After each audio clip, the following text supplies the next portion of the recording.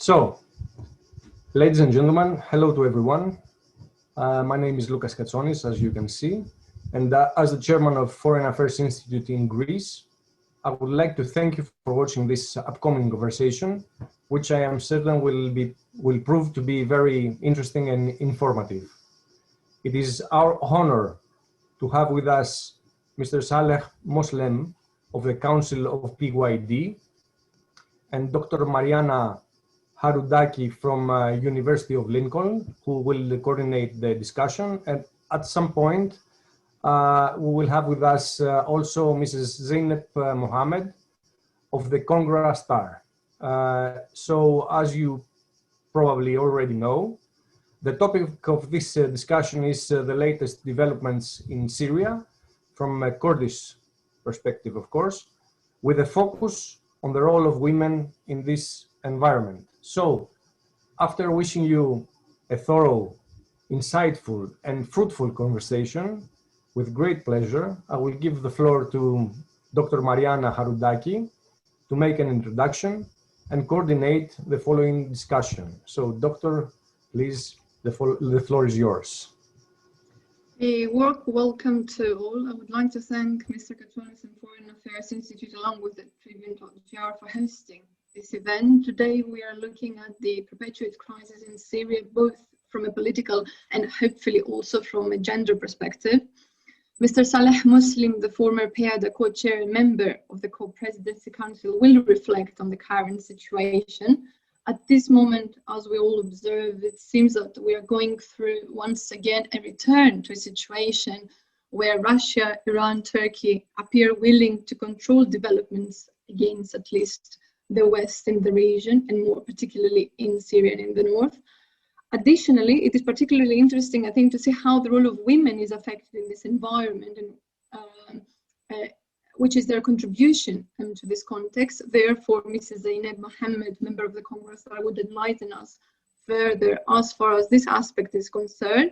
Now, we will start with Mr. Muslim, and then I think that Mrs. Zainab Mohammed faces some connection problems. So we will try and reflect on these, and perhaps if Mrs. Zainab is not able for any reason to join, maybe Mr. Salih can cover a little bit of that role as well, and then we can follow up with Q&A from our audience. Mr. Salih, the floor to you. Thank you. Well, thank you for dear Marianna and the other friends who give us this opportunity to join our old and new friends. So it's a good opportunity, and it's an honor for me to be with you at this time, really. I'm talking from Kamishlo. I'm in Rojava. Maybe we have problems here, really, for the electricity and sometimes internet being cut. So other than the other problems, we have problem even for the connection. So I don't know, maybe Zainab will join or not. Maybe she wouldn't have internet or electricity cut. I don't know really. Anyway, for the latest development in Syria, what I can say, maybe all of you are familiar about what's going on, maybe through the media and so on. I would like to just summarize what we are living here now. Well, as you know, when we started for this revolution, we were against the Syrian regime, I mean, in 2011, and then just to get freedom and opportunity to live in Syria with in Syria against the regime, to change the regime to better democracy and so on. And suddenly we found ourselves in the front of some others, which regime was withdrawn from our areas, which we are living these days, the 9th anniversary of the revolution, which was 19th of July. It's after a few days, so we have completed 9 years, not fighting with the regime, but fighting with the others who invaded our areas and even getting war with those mercenaries sent by them and so on.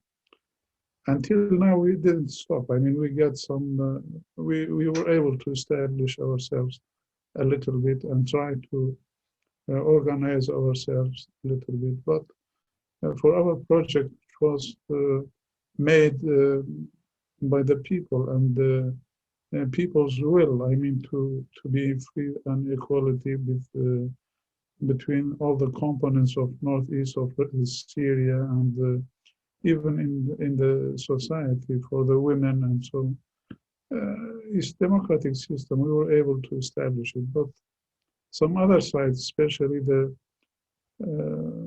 governments around us, our neighbors, they dislike this project, which we are trying to establish it and to make it maybe valuable.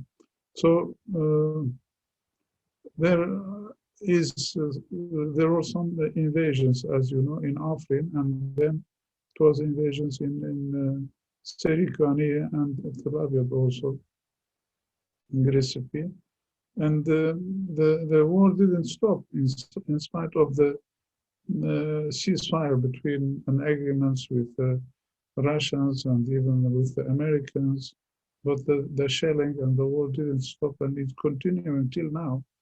So we are still, I mean, our people, our civilians are trying to prevent such attacks, shellings by the Turkish side and their mercenaries in Serikani. Maybe you have heard yesterday and the day before there were some attacks in Greece area in Tel Aviv, and also attacks from Tel Rifat in Shaba area to the civilians.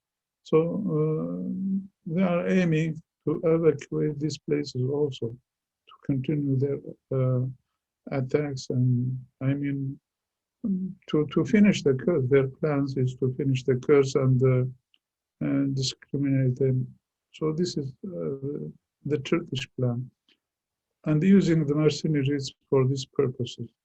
So still, I mean, even maybe you have also learned in the news that they are changing the borderline between Syria and Turkey. They have removed the wall they have built and taking it to 70 meters inside the Syrian land. So even they are changing the maps also. Other than, of course, I mean the assimilation of the peoples of Afrin, changing the demographic changing. So they are doing everything they can without any measurements and without obeying any laws and even any rules, international rules and even ethical rules. They are not, I mean, not obeying anything. And even maybe you have heard that they are digging the places for martyrs in Afrin. They are saying, well, there are mass killing and so, which is completely lying. So this is another problem. So this is fine. What I mean we are still facing the attacks by the Turkish government and by their mercenaries in many places, and trying to deal with that. This is one. From the other side, as you know, we have other problems. I mean, we were surrounded, I mean, in our areas, banned from the regime and from the others for just humanitarian aids. We are not able to get anything from any side. And even Turkocha, maybe you have heard, it was also closed by the veto from the Russians, which was only the gate which our people could get medical aid from the United Nations and the WHO were getting through. So it's closed also now. So we have no places other than to get our demands from the black market by those people and bringing from the Syrian regime side or from the other places. So we are banned from them also. This is one. We have difficulties, of course, as maybe some of you are following. We have millions of those displaced people from the other Syrian places, moved from Damascus, from other places, from Homs, from Hama, in our areas, and they are in the camps. We are trying to feed them. So this is another problem. I mean, banning all these humanitarian aids and especially, I mean, what we are saying by this is the medical aid. We are facing also corona. Uh, we need the vaccinations and nothing trying to help us. Maybe United Nations, they have submitted maybe many thousands, which is not enough. I mean, we are talking about more than 5 million people living in this area. So this is another problem. I need to receive this medical aids from the international organizations also, and even from the United Nations. It's not allowed to come to our areas. The regime doesn't allow. Anything goes to regime, doesn't reach to our place. So this is another problem. And some other problems living with these camps. The whole camp, as you know, maybe now they have more than 60,000, I mean, people, which they are most of them are Daesh families, from Iraqis, from Syrian, from the foreigners. We are talking about around maybe 12 or 13,000 people from the foreigners. We are trying to send them to their back, and nobody accepting to take them. I mean, the women, the children, even those countries. We are talking about more than 40 countries, which they belong to them. They have their nationality in these countries. And even today, I think there was a delegation from Belgium, which they get some women and children. They are bringing them. And of course, I mean, we don't like to use those women and children as matter for politics. So we want anybody to come and say, hey, we have some our citizens in your side, and we would like to get them back, and we will give them. And there were many, things happened. I mean, for the countries, especially Russians, maybe they have taken hundreds of their children and women belong to their people, their nationality, and some European countries also. They got some of them, but we need all of them. I mean, we are still talking about 60,000. Maybe Iraqis, it's another problem because Iraqi doesn't want to get them. And for Syrians, we are trying to release them to go back to their families, but it should be accepted by the society. And many people and tribes here in Syria, they don't like to receive them. So we are trying to find the ways how to send them back. Anyway, what I mean, we are not looking to use them as a political matter, just for anything. It's just a humanitarian, maybe case. Anybody wants to get them they have to take them. And another problem, we have more than 10,000 prisoners, which they are in the prison. They are other than the camps. We have prisoners for the fighters of Daesh. And also they are from maybe more than 40 countries. They are different nationalities. We are trying to get any trial for them, even in Syria, in the places which they have crimes over there. And nobody wants to move because we think, as Daesh was international organization, terrorist organization, and there is no laws for terrorism, international laws for the terrorism. And maybe some of them, they belong to one nationality, but they have crimes in different countries. And also they are living in Syria. I mean, maybe any plans for the terrorism, they were planning in Raqqa. And maybe he's a French nationality, but the crime itself, the action was in England. So how we are going to judge him? In England, according to British law, or to France's law, or to our law. So I think this is international matter. They should find a way for that. And we are not able to establish, I mean, everything, because we have our laws and we can make a course for them and trail. But somebody will say, hey, well, your laws is not acceptable. We don't accept you. You should do so and so. So I think this is because the organization is international terrorist organization, and the laws also should be international, accepted by those countries, and even the trail should be by internationally, and all of them, they should pay a cost for that. But nobody is taking care. I mean, we are calling everybody to hand to do something, to help us, to find a way how to judge them and to make trial for them. But also there is nobody is taking care of that. So it's a matter, I think it should be taken by the United Nations. So this is another problem.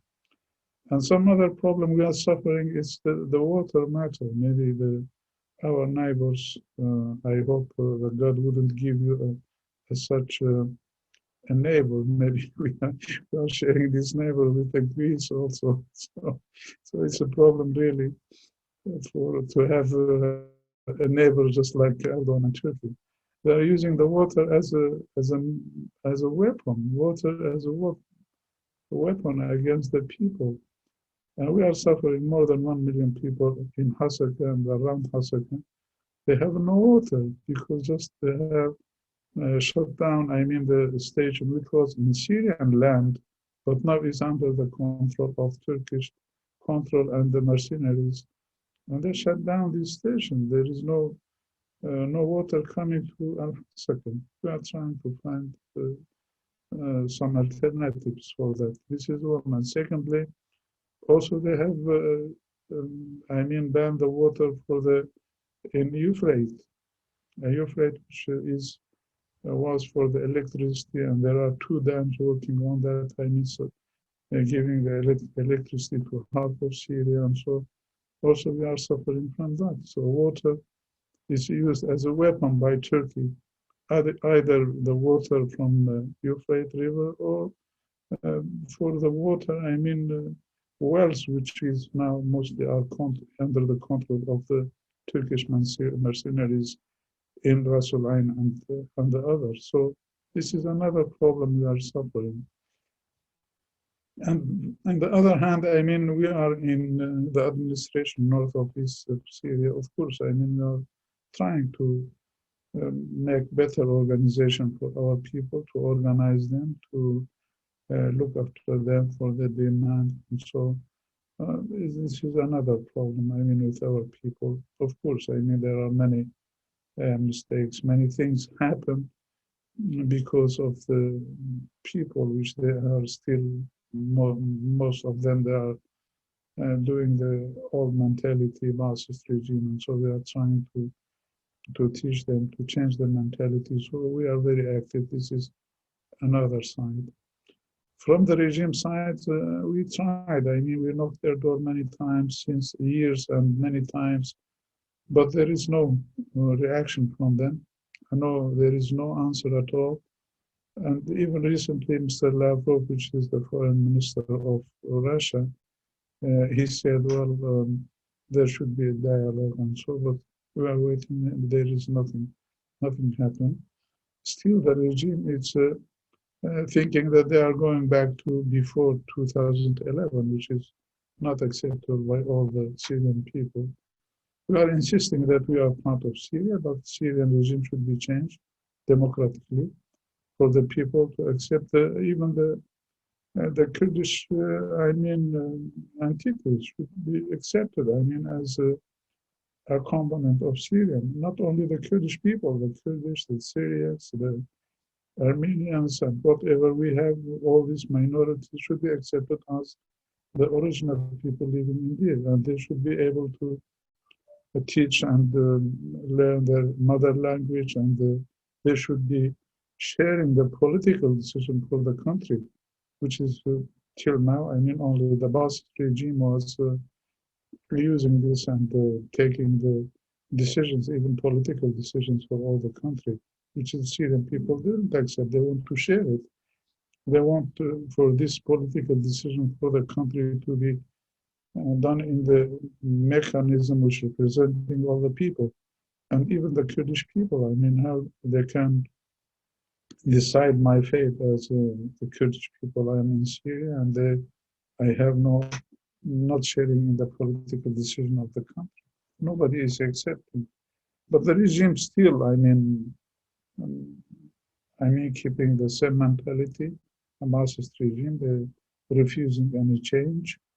They still believe that the military way is the only way to solve the problems of Syria. And because of that, even the discussions in Geneva and the other places which they were looking for the solution in Syria there is nothing happened till now. And of course, maybe all of you know that the administration of north and east of Syria was, exempted from this to join these meetings in Geneva and the others. So it's another problem. I mean, even because if we are not in these discussions and this dialogue for the solution of Syria, it means the Syrian regime and the others, which they say the opposition, which is the opposition now, is representing the foreign powers, representing Turkey mostly.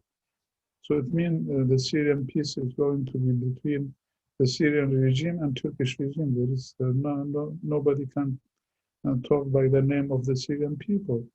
Who representing the Syrian people? We are representing. I mean, is northeast of Syria, and if we are not in the dialogue, it means this dialogue is going to be Turkish side and the Syrian regime. So I think the international powers shouldn't accept this situation. They know, everybody, knows that, this is what they call it, Free Syrian Army or Syrian National Army, whatever it is, which most of them are remains of Daesh and Jabhat al-Nusra. They are in the terrorist list, and Turkey is using them not only against the Syrian people, but also they use them in Libya, in Azerbaijan, in the other places, and now they are organizing them to send to Afghanistan. So they are mercenaries by Turkey, using them in such a way. So they cannot decide for the Syrian people at all. They are not representing the Syrian people. Those mercenaries and those organizations. So shortly, this is the situation we are living. And of course, if there is any questions by you, I am ready to answer them according to what I know. Thank you. Thank you very much. Thank you. Thanks for this enlightening feedback. There are a few questions, and in the meantime, if the audience would like to send more, please do so to me. Sorry, your voice is not so clear. Could you? Yeah. All right. What about now? Is it better? No. Is it better now? Now? Yeah, now it's better. Okay. All right. So I'm wondering if you, I will pose first the question and then possibly you can sort of wrap up all of them. I was wondering on the ground now, we are talking about the role of Turkey in the north. Can we say that there is a percentage of control, and which is this percentage in terms of land? How much do they control right now? This is one. Two, I would like, if it's possible, to reflect a little bit more on the deal between Russia, Turkey, Iran, and whether there is such a thing as a US response, given the fact, I think, that relatively recently, the administration signed an oil deal with a US company, I think. And finally, we saw the role of women being particularly powerful during the war against ISIS. I'm wondering how, because obviously Zainab was not able to join, so I was wondering how possibly women have been affected in this environment, and maybe what is the potential role that they can, further play within the administration. Thank you. Well, your first question was about who's controlling what? with regards to Turkey, we are saying that they are in the north, but like in terms of land, how much do they control right now? Is there a percentage that they control? Oh yeah, yeah. Well, Turkey has, as you know, occupied 3 places now, and they are controlling the other places which is not considered to be occupation, like Idlib. They are living with those mercenaries and all together. I mean, Jabhat al-Nusra and Hayat Tahrir al-Sham, whatever it is, and remains of Daesh, remains of Al-Qaeda, they are living together. So they are sharing the controlling of Idlib. Afrin is about 4,000 square kilometers, and also the same in Ras Al Ain. So maybe all what they are controlling is just around, I mean, with Afrin and Serikani and Tel Aviv, maybe it's less than 10,000 square kilometers, 3 areas by them and their mercenaries. Other than Idlib, which is about also about 4,000 kilometers. So they are controlling around 15,000 square kilometers with their mercenaries and those groups, which means it's maybe 10% of the Syrian land, or approximately maybe between 8 or 10% of the Syrian land is controlled by Turkey. So this is the place. But I think in these areas, because they have different policies, they are what they are planning, I mean, to have in Idlib is just an Islamic Emirates for the Hayat Tahrir al-Sham, and so maybe they want to use them, especially those the Arab jihadists like Hayat Tahrir al-Sham and so, to be under their control, and even controlled by Turkey to use them as they like against Syrians, against the war, even as a base for the terrorist organization to be used everywhere. So this is something different. But for Afrin and Serikani and Tel Aviv is different. They are making the demographic changes.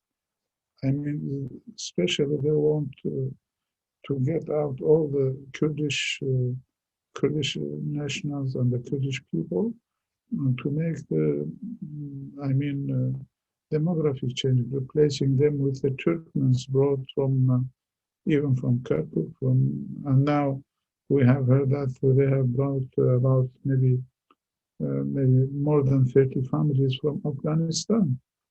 They say, well, they are Turkmens. They are trying to place them in Tel Aviv, and of course, I mean, they are just putting them in the houses which are created by the Kurdish people. And even the Arabs are maybe in Afrin, most of them they brought from Al-Ghouta, which is around Damascus. And maybe Yazidi villages, they have built in, I mean, mosques in the Yazidi villages. So it's completely, I mean, demographic changes for these areas. And maybe tomorrow they will say, well, they are Syrians and I can leave them. But they are also, I mean, making Turkish schools and even using the Turkish money, currency, and so. Yeah, I mean, it's Turkifying them. Or maybe tomorrow, if they leave, they will leave with those all mercenaries and change to Arabized or Turkmenized areas to them. So their policies in Idlib is different from these occupied areas in in Rojava. So this is about them. For the Iran and the argument for, I mean, Asitana, I think maybe, as you know, I mean, the site sharing in Astana, they are Russians and Iranians and Turkish. So any decision on anything, they're just coming by them or issued by them in Asitana, they are in the favor of those 3 sides. Now, the Russian policy is, of course, supporting the regime. They are always, I mean, since 2015, when they when came to Syria by invitation by the regime, they are trying to strengthen the regime side and giving them the power. Maybe they help them, I mean, to get some lands, especially in the middle Syria around. And there, as you know, also, it was made by this Astana to change, to bring the people from Ghouta to Afrin and giving Afrin to Turkish against the Ghouta to come to be given to the regime. So they have exchanged the place, and the Russian played a big role for that. I mean, for exchanging this land. So they are still following this policy. The Iranians also, what their policy in Syria to expand the Shia. I mean, in the other areas, just like what they have Shia people, I mean, around Damascus or in the seaside of Latakia or whatever it is. They are trying to expand their places to make Shia. It's ideological, almost. And the Russian, of course, I mean, they have another aim. As you know, they have agreed with the Syrian regime for many contracts with the gas and with the oil, and even for the gas in the East Mediterranean, and so with the regime. And so it's mostly pragmatic for the economical maybe benefits for the interest for the Russians. They are looking for that.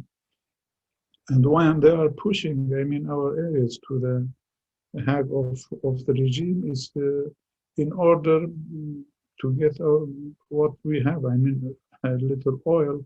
They want to get it through the regime, because if they we cannot agree in the same conditions with them.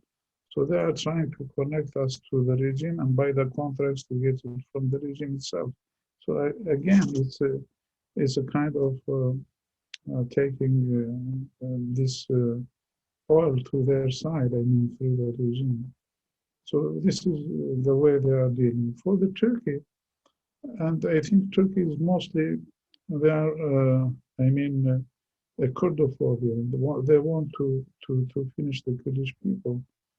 I mean, maybe some of you know that there is a collapsing project for them, collapsing the Kurdish people.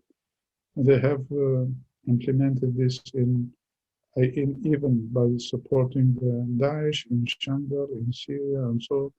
And we believe that Daesh was even created and weaponized and everything by the Turkish, just in order to finish the Kurdish people. Otherwise, why Daesh didn't go to Damascus? Why they came to Kobani, to the Kurdish areas? And then the Turkish side also used Daesh in the Turkish land. I mean, in their country also. You know, the explosion in Ankara, in Diyarbakir, in Suruc, made by Daesh, and Daesh said, yes, we have done it. And I think this is mostly the cells which they have connection with the Turkish meat against the Kurdish people to be used. And I mean, they have used Daesh against the Kurdish people, even in Rojava or in Turkey, and even in Iraq, in Shandar. So everywhere is by them. So this is a part of this collapsing project which they have against the Kurds. And even now, the attacks being done in the north of Iraq, I mean, for Kurdistan, South Kurdistan, it's according to that. They want to occupy all Kurdish areas, Kurdish land, I mean, everywhere. So this is them. So we cannot expect anything from such, I mean, an organization called Astana or such a dialogue from the Astana sharing by the Turkish and the Iranians, or also the Russians, cannot accept anything. And according to that, the Iranians are expanding, I mean, in the other areas, but just because we don't have Shias in our places, they cannot expand in the Kurdish area or in northeast of Syria. It's difficult for them to do, because our vision for them, I mean, just we consider Ayatollah or Wali al-Faqih is just Khalifa for the other Sunnis and Daesh. The same position. I mean, one is doing everything by the name of Khalifa, and the others is Ayatollah Wali al-Faqih is deciding everything. So it's the same system. So it's not acceptable by us. But they are expanding in the regime areas, and so and in future we don't know what will happen. But we are trying to, I mean, for ourselves, to defend ourselves. I mean, that's all we can do. So this is the way. And your third question is for about the role of women. Yeah. Role of women. Yeah. Well, I think the women is a strategy for us from the beginning. I mean, even before the Syrian revolution. Of course, you know, we are trying to be tied with the idea of Mr. Öcalan and philosophy. So this idea saying, well, it's how if you want the free country, the free society, the women should be free, and they should the women should decide and share everything in the. And we were doing that, I mean, in our party, in PYD, since we have established since 2003. And then in our projects, I mean, when we decided to have, councils and whatever it is, our organizing. So we give a big importance to the women also in our area, because now if we are talking about the Star or Congress Star or whatever it is, it was established in 2005 then. So by our project, we feel that really the women should do everything, and because by these ideas and what happened, the women maybe she can protect herself and also protect the society, and we have seen that very well in the recent struggle, I mean, for fighting against the Daesh, and even in our all organizations, and we have co-presidential system, and the women are doing very well, especially, I mean, in the Middle East, because there is no right for the women, and because ourselves, I mean, as a man or organizations, we feel there is something missing if we don't find the women beside us in whatever we do. We should share the women. I mean, even for any organizations and presidency and whatever. So if there is no women in the work, we feel that there is something missing. They should share everything. And really, it's a big gain for us. I mean, to have, because you are doubling the powers for the society, and also the women, when she's became a factor for changing the society. So it's a big step for that, and for our society. If we are talking about the free society, we should talk about the free family, free women, free people, to make a freedom for the society. And this is only the work which women can do. So this is our belief, and they have played a big role, I mean, in the fight, in the organizing, and even for all the activities, for establishing, I mean, for organizations, I mean, belong to the democratic self-administrations. And now, because maybe the society a little bit is different, we have difficulties to change the mentality in the Arabic areas, like Deir ez-Zor, like Raqqa. We think if we succeed to make the women active in these areas, they will be able to change the mentality of the men also. So I think this is the most important point. We should give a big, work for the women in these areas, because they will be able to change the mentality of the men, and even the old traditions, which like tribes, and so everything should be modified, changed. And this is only to be done by the women. So this is our belief. Thank you. Thanks. There's another round of questions. First of all, if there is any sort of noticeable change with the rise into the US presidency of Biden, obviously we're talking about the changing sort of administration. So do we observe any sort of difference that matters and you would like to reflect on it? Secondly, about the role of France, the question of the role of France, I think, is interesting because we have seen France playing an outstanding role, not only in the fight against ISIS, but broadly speaking, with the beginning of the crisis in Syria overall. So I would like your input in this one. And finally, there is another question with regards to the Turkish attacks on Kurdish territories, not only in the north of Syria, but also in the Iraqi Kurdistan, so the Kurdistan region of Iraq. So the question is, do you think that there are particular reasons behind that? For example, in the case of Syria, is it a matter of sort of controlling the borders? Which is the main rationale that you can identify behind these attacks, and maybe why now as well in both sort of areas? So yes, these are the questions. Well, maybe your voice is not so clear.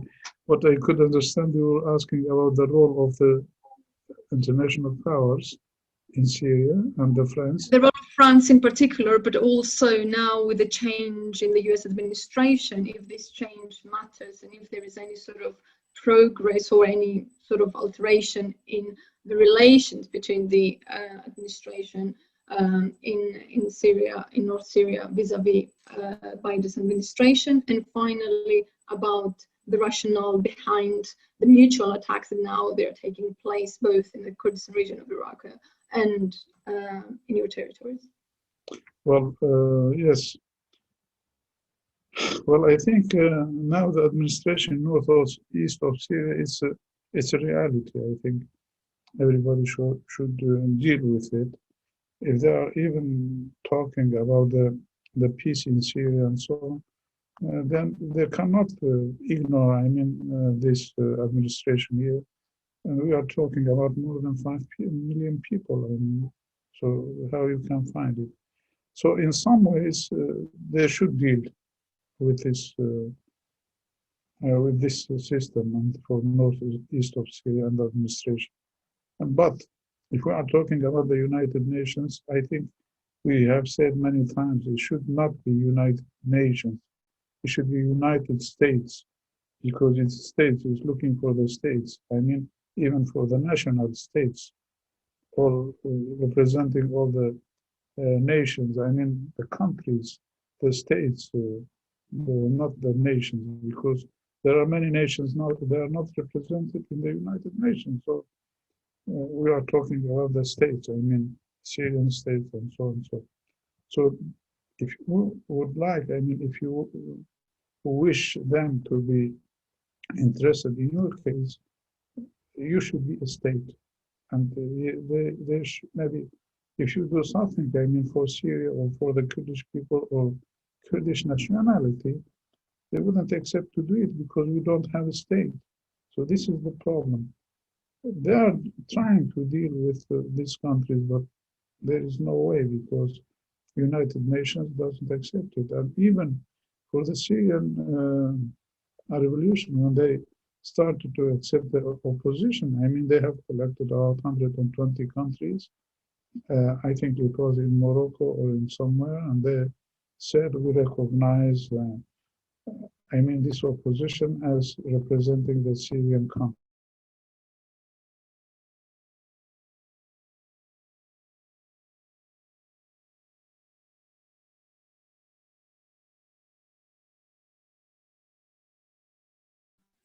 I think there might be a connection problem.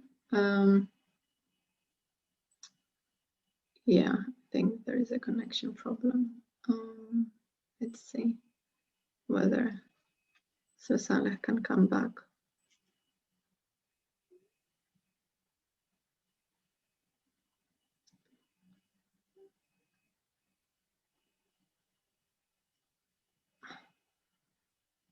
I'm afraid that there is a problem with the connection right now. Let's see if it can come back. Mr. Saleh.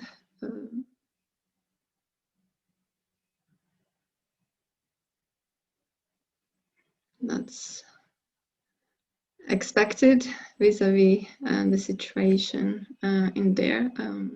Internal report, but let's see if you come back, and then if not, I think we would have to end up the session soon. Okay, that's great. You're back. Just unmute, please, and then can you unmute? It's muted. Your voice is not really very clear. Yes, great, please. So it's from our internet was cut. It's changed. okay, it's fine. There are problems with the UK. Yes. Line what about there, it's fine. So what we are trying, I mean, to deal with us, I mean, for many matters, even for Syrian dialogue, I mean, to use, to deal us as opposition, a part of the Syrian opposition with the regime, till we find a political solution for the Syrian as a country, and we should be part of it. So this is what we are looking for and trying to, but they are refusing because there are many opposing our positions like Turkey, and maybe because of their interests, and Europe and so. And even when they are dealing with us, even for those, for the getting the Daesh women and the children and so, they are doing in very shameful way. I mean, just trying to do it secretly or through some other organizations, not officially. But now it's broken. Now we can find some delegations coming directly to Kamishli and dealing with our foreign affairs and so.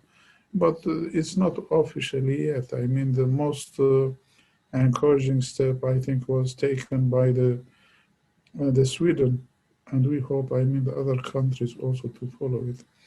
In France's case, also we have a deal. Mostly they are dealing with the Democratic Syrian Forces, just against the Daesh and those others, and they are trying. To help us in the humanitarian aids.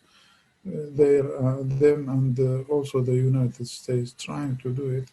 But of course, the gates are closed. In some ways, they are trying to find some ways through fish harbor and so to deal with the administration in some ways. But all we need is not that one. All we need is the political help to find the solution for the Syrian political solution, and we are part of it, to help us in this way. And I think this is a matter not only for us, it's for big power. They should agree how the solution it could be. We hope, especially the Russians and the United States and European Union, and so if they decide the solution for Syria, it should include the Kurdish people also, because we believe there wouldn't be any solution, political solution, except, if they are accepting the democratic administration in our areas. There will be, and also we are not obliged to any solution. We are not sharing in it. So I think this way they should find a solution for it, and maybe if they are able to include us. And on the other side, we believe nobody will come to our areas and hold a weapon to defend us. We are trying to strengthen our abilities to defend ourselves, and we're able to do that. But of course, we have a lot of, we don't have, if we don't have, for example, the air defense system, we cannot do, because Turkey is using all those planes against us, using these drones and those weaponized drones against us. So if we don't have things against that to defend ourselves, we still need some other countries to be our side and to say to Turkey, well, stop these attacks, brutal attacks to those civilian people or civilian areas. Otherwise, I mean, on the ground, we are able to defend ourselves, and we have organized ourselves. I think the evidences are clear to everybody when we defeated Daesh, and we are still struggling against all those organizations supported by Turkey, and with modern weapons in their hands, and even with the tanks, either in Afrin or in Serikani, we are able to defend ourselves. But of course, I mean, we need also somebody to help us in this situation. So,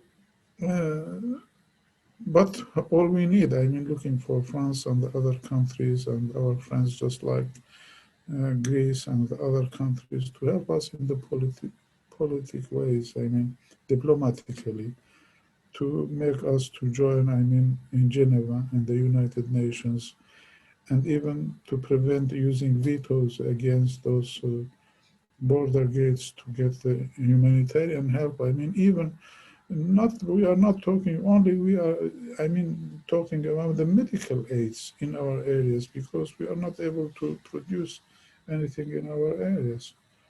And they should think, I mean, we have, as I said, we have millions of those displaced people from the other areas in our areas. So they should do something for them. And I mentioned the Daesh camps, which we are feeding them, protecting them. I mean, security, and it's a problem for everybody, it's an international problem. They should be involved doing something. And even for, can you imagine, I mean, for the recent attacks, the Turkey's aim was to reach these camps and prisons to save those mercenaries, to leave them back, I mean, to send them to anywhere. So we have to protect them, and this protection of those prisoners and those camps, I think it should be international matter, I mean, for the United Nations or some other countries to find a mechanism to help us in such a way.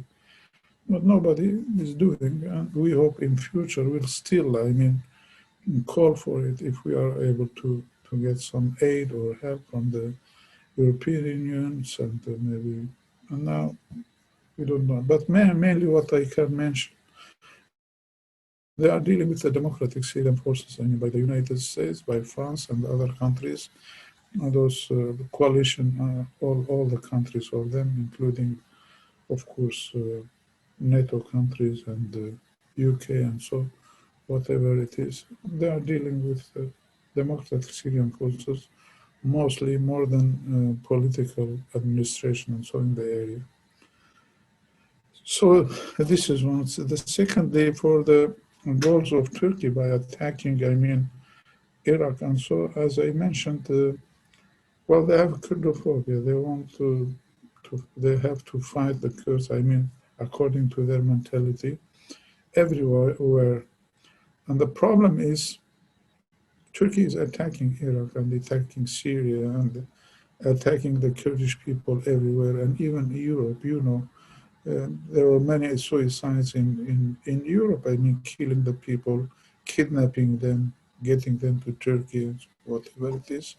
All these crimes against the Kurdish people everywhere is coming from one point, because Turkey was not able to solve its Kurdish people inside, Kurdish matter, Kurdish issue inside Turkey. So if they have solved it, I mean, according to what happened, I mean, that maybe they had a dialogue with the inside Kurdish people, I mean, inside Turkey, with the HDP and with the PKK, and even they were meeting Mr. Öcalan in the prison in 2013, 2012, 13, 14. There was a very good situation. I mean, all the people, they were free, and there was I mean, a kind of stabilization in the Kurdish areas, and Turkey was not attacking anywhere, because it was a kind of, I mean, a kind of agreement with the Kurdish people. So if they solve their Kurdish issue in Turkey, they don't need to attack Syria and attack Iraq and attack everywhere all around.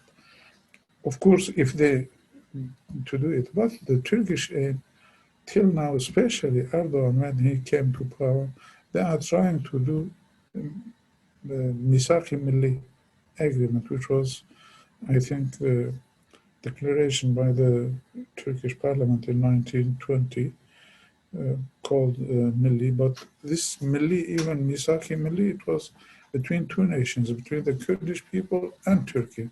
But of course, they refused it, and they want everything to be Turkified. And even the Milli, I mean, if they say Misaki Milli now, it means the Turkish expansion to all these areas. I mean, occupying all the Kurdistan, all Kurdish area to Turkify it. And this is after this plan. One part of it, I mean, maybe the Turkish dream since 1925, 1926, with the agreement with the, I mean, UK and England, it was about Kirkuk and the oil in Kirkuk. I mean, till now, it was their dream. And still they are dreaming to go back to Kirkuk and Mosul and occupy it to get, I mean, and this was mainly mentioned, I mean, by all the, I mean, high-rank people, I mean, in Turkey, just like Demirel and the presidents and so, and even Turgut Özal, they said, well, we need Kirkuk, we should go to Kirkuk to occupy it. And now, there are many, also Bahçeli and so, what they are saying now, they say Kirkuk and Mosul should be the 82nd, I mean, part of, or I mean, the government of the Turkish, because they have 81, I think, 81 wilayat, and they want to be the 82nd. It should be Kirkuk belonging to them. So they are saying openly what they are doing. The only thing they are abstracting and not letting them to do it is the PKK problem. Maybe they can, maybe the second step to change those Kurdish people and do in the South Kurdistan what they have done in Afrin and Serikani, and so trying to do the same in that area also. Of course, I mean, saying that PKK is over there and so it is just excuse, nothing more than that. Thank you. Thanks. At this point, I would like to thank Salih Muslim for his presence here today. The Foreign Affairs Institute that they hosted this event. More importantly, I would like to thank those that they attended today, but also those that they are watching us. Let's just continue the discussions in different panels in this sort of in different forums, this sort of on this sort of developments, because I think it's all of them, they're really critical about what sort of world we are making or we are about to make. Thank you very much. Thank you for accepting the invitation. Thank you very much. Bye to everyone. Bye.